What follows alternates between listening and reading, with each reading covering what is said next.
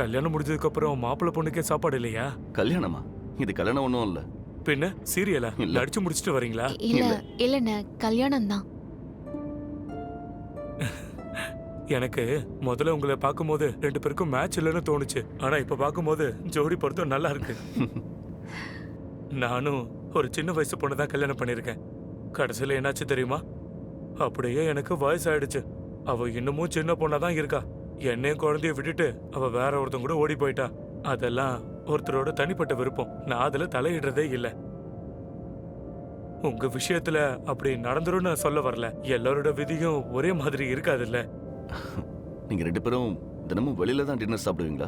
ஆமா, டைம் கிடைக்கும் போது அடிக்கடி நாங்க வெளியே வந்து சாப்பிடுவோம். அதுல கிடைக்கிறது தான் எங்களோட சந்தோஷமே.